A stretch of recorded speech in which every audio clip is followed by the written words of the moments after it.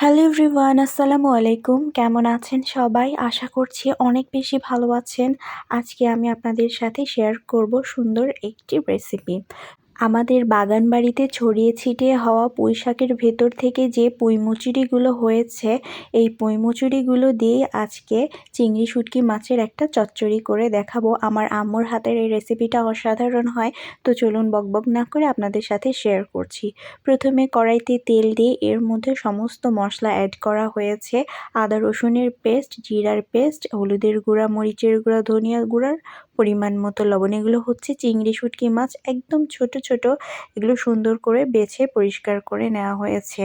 মশলাটা যখন একটু কষানো হয়ে যাবে তখনই এই শুঁটকি মাছগুলো দিয়ে মশলার সাথে খুব ভালো মতো নেড়ে চেড়ে এটা আরও কিছুক্ষণ কষিয়ে নিতে হবে।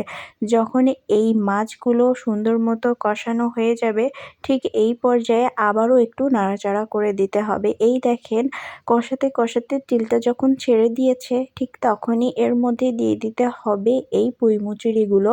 অনেকজন পুঁই মুচুরি নাও বুঝতে পারেন, তো আমি ভিডিওর শুরুতেই দেখিয়ে দিয়েছি। এই যে লতা পাতার সাথে যে ছোট ছোট ফল হয়, অর্থাৎ পুঁই গাছের ডালে ডালে যেই ছোট ছোট ফল হয়, এগুলোকেই কিন্তু পুঁই মুচুরি বলা হয়। আর এগুলো যখন কচি থাকে ঠিক তখনই এগুলো খাওয়া হয়, ভেজেও খাওয়া হয়, এমনকি এরকম চিংড়ি শুঁটকি মাছ বা যে কোনো শুঁটকি মাছ দিয়ে চচ্চড়ি করে খাওয়া হয়। তো সব কিছু একসাথে খুব ভালো মতো কষিয়ে নিতে হবে। এর ডাঁটাগুলো কিন্তু শক্ত শক্ত থাকে, দেখলে কচি মনে হয় কিন্তু আসলেও কিন্তু এই ডাঁটাগুলো একটু শক্ত থাকে। তাই হাতে সময় নিয়ে খুব ভালো মতো কষিয়ে ঝোলের জন্য পরিমাণ মতো পানি দিয়ে দিতে হবে, যাতে করে এই ডাঁটাগুলো সুন্দর মতো সিদ্ধ হয়ে যায়। তো এখানে ঝোলের জন্য পরিমাণ মতো পানি দিয়ে ঠিক 10 মিনিটের মতো রান্না করলেই কিন্তু এই পুঁই মুচুরিটা রেডি হয়ে যায়। তো চলুন আমরা 10 মিনিট অপেক্ষা করি। খুবই সিম্পল মশলা দিয়ে এই রান্নাটা করা হয়, মানে অ্যাজ ইউজুয়াল যে সমস্ত মশলা দিয়ে আমরা নিত্য প্রয়োজনীয় তরকারি রান্না করি সেই সমস্ত মশলাই ব্যবহার করা হয়েছে এখানে। আদা আর রসুনের পেস্ট দেওয়া হয়েছে, আর জিরার পেস্ট, আর হলুদের গুঁড়া, মরিচের গুঁড়া, ধনিয়ার গুঁড়া, স্বাদ মতো লবণ আর সয়াবিন তেল, এই হলো মেইন উপকরণ। তো দেখেন ঝোলের পানিটাও শুকিয়ে এসেছে।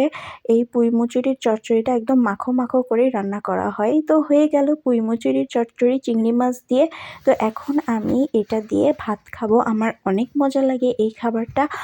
আর এই চচ্চড়িটা শীতকালেই বেশি করা হয়, যেহেতু শীতকালীন সময়ে পুঁই গাছে এরকম ফল ধরে, আর এই ফলটা কিন্তু সারা বছর পাওয়া যায় না, একমাত্র শীতকালীন সময়ে এই পুঁই শাক গাছে অনেক ফল ধরে। আর এই ফল দিয়ে ভাজি করেও খাওয়া হয় বা যে কোনো শুঁটকি মাছ দিয়েও খাওয়া হয়। তো আমি দুপুরের ভাতটা খেয়ে নিচ্ছি এই চচ্চড়ি দিয়ে। এই চচ্চড়ি থাকলে না আর কিছুই লাগে না। আমার মনে হয় এই খাবারটা সবারই অনেক বেশি পছন্দের।